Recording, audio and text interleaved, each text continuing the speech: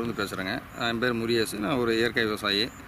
இப்போ அந்த மிளகா சாகுபடி செஞ்சுருக்கோம். இப்போ மிளகா சாகுபடியில் பார்த்தீங்கன்னா ஒரு புதுவிதமான ஒரு புழு வந்து இதில் உருவாகிருக்கு.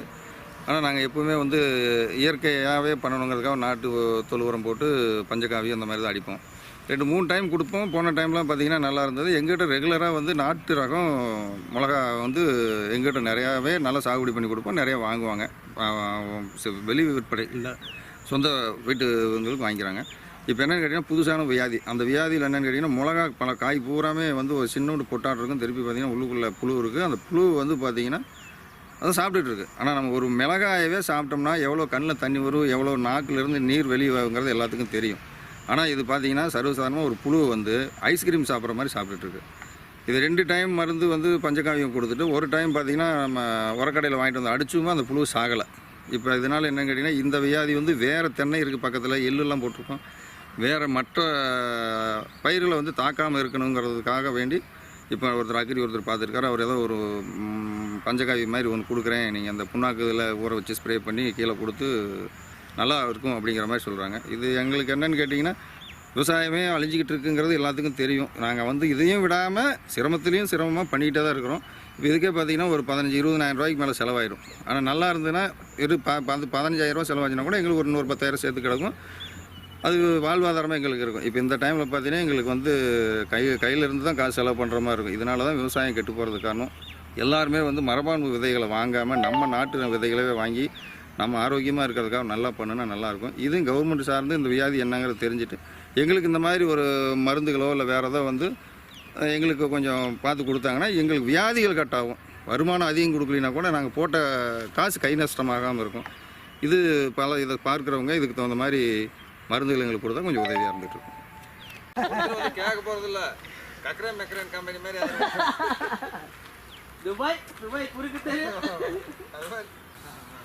மேற்க பார்த்து நினைங்க. எங்களுக்கு லைட்டு வச்சுதான் அப்படிலாம் இல்லையா?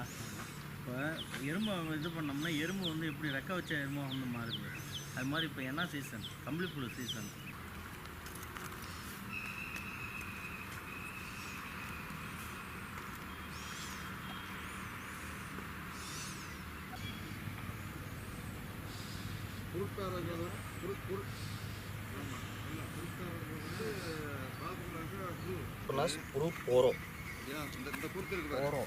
அந்த அதிகாரி வந்து நான் அந்த நம்பர் வாங்க மணி.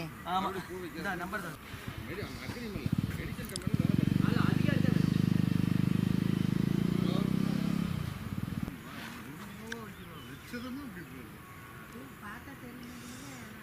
மிளகா மட்டும்தானே வேற வெளில அதே மாதிரி அண்ணே எனக்கு கால் பண்ணுறீங்க. ஐயோ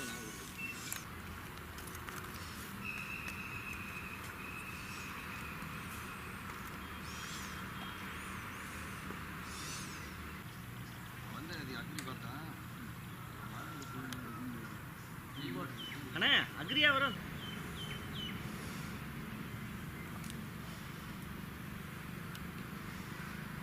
இந்த சைடில் பாரு, இந்த சைடில் ஃபுல்லாக முழு பச்சை இது மிளகா கூட முழுசாக வெளியில் கேட்டில் அந்த விதையை எடுக்கலாம்.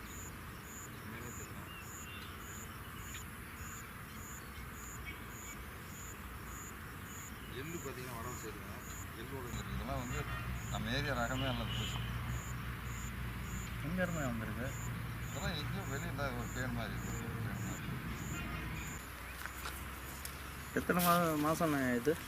இது 3 மாதம் உள்ள ஸ்டாபெரி. ஓரளவுக்கு இருக்க மிளகாய் தான் காப்பாற்றிடலாம்லண்ணே. இது ஒரு புழு காரத்துக்குள்ளேயே முட்டை விட்டுருது. முட்டை விட்டு அது பாட்டுக்கு வந்துருச்சுன்னா அந்த காரத்தை சாப்பிடுது. மனுஷனே காரத்தை சாப்பிட்றதுக்கு ஒரு மிளகா இதுன்னா வயிற்றில் இருக்கிறது முதல் கூட வதன்னு வந்துடும் காரம். இது கிளியராக பாரு.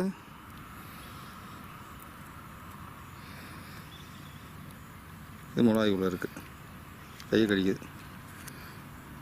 கடிக்குது கவு. அப்புறம் அது உண்டான ஒரு பூச்சி ஒரு உயிரை கொண்டோம்னு வச்சுக்க சும்மா இருக்கும்.